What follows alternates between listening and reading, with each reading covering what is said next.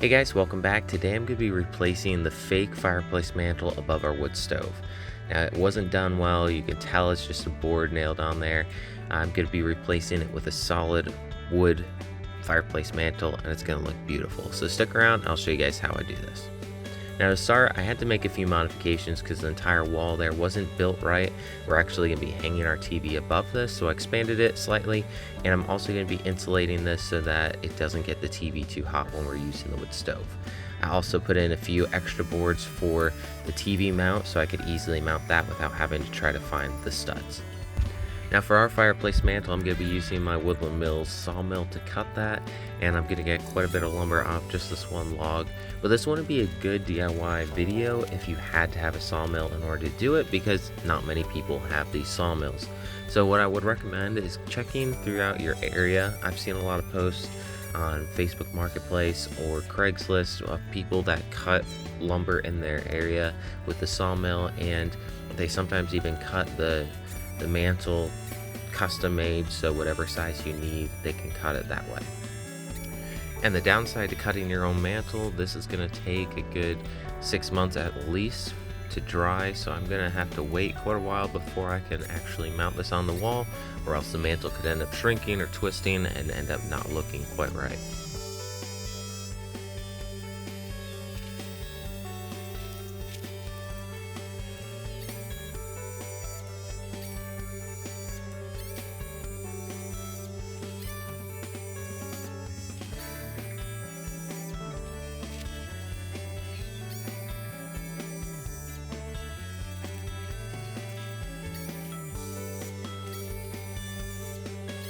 Now I've got the fireplace mantle down to about 6.5 inches by 6.5 inches, which is perfect for our space. Our space is a little bit smaller, so we didn't want to have the fireplace mantle too big, or else it'll feel out of proportion for the space we've got. Alright, so after 5 months of drying, this still has quite a bit of moisture in it. Still, it could dry for a few more months easily, but I'm going to go ahead and start mounting this on the wall because we need this all finished before we start using the wood stove for this year. So I'm going to start cutting this to fit into place. If you want to leave yours to sit and dry out for a few more months, that would be great. But this is a really nice log, perfectly straight, hasn't twisted or bowed at all while I've been drying it so far. So I'm pretty confident that it's not going to shrink too much more.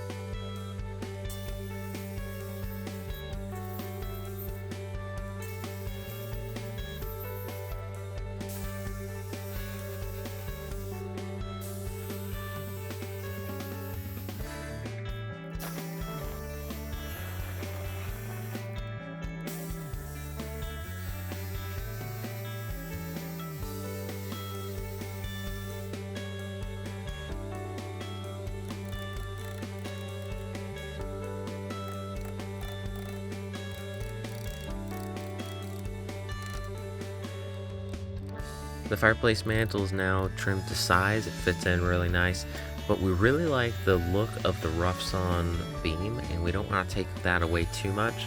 I'm going to take my router and just do like an 1/8 of an inch round over bit on the corners just to take off the sharp edge, and then I'm going to come back with rough sandpaper and just very lightly sand this down just so there's no splinters sticking out, but I want still the grooves and the lines from the sawmill still on that beam. To mount this on the wall, I want this to be covered up. I don't want any screw marks showing on the face of this.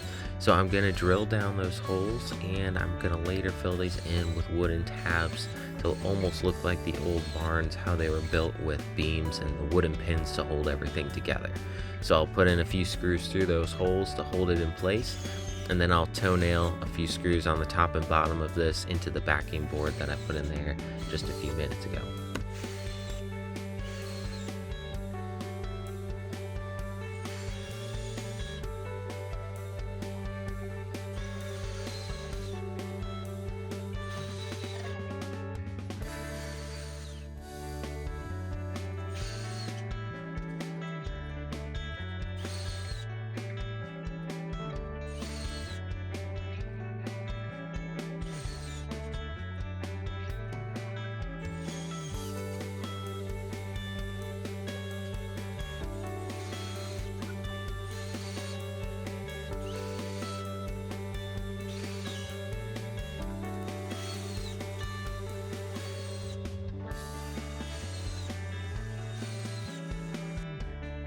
Now to cover up those screws and the 1-inch holes I drilled, I'm going to use this 1-inch dowel. I'm going to take a knife and just whittle the top of this to round it over a little bit, like the old wooden pegs that are in barns.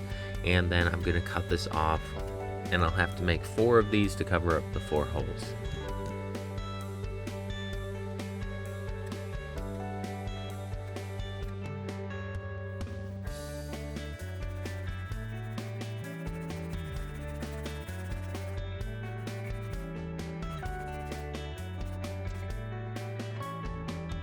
That's 1 down, 3 more to go.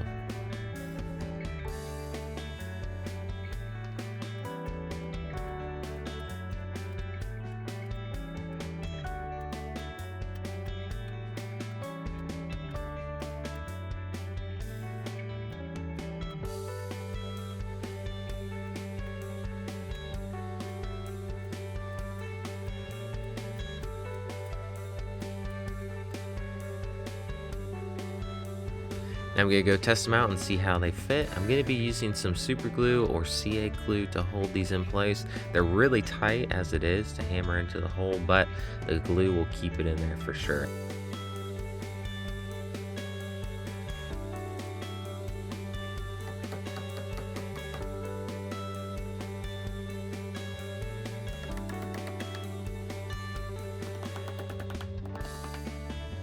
Now one last thing before we can start using this fall and winter to heat our house is adding in a heat shield. This is below the minimum distance between the wood stove, so you really need a heat shield to insulate that wood and make sure you're safe. And so we've insulated the bottom of the mantle and the wall with a heat shield. The pipe going up to the chimney is a double wall insulated pipe, so it doesn't get that hot. But we've also insulated on the inside of that fireplace all the walls with cement board, and when it gets close to the wall, even with some metal to insulate it as well.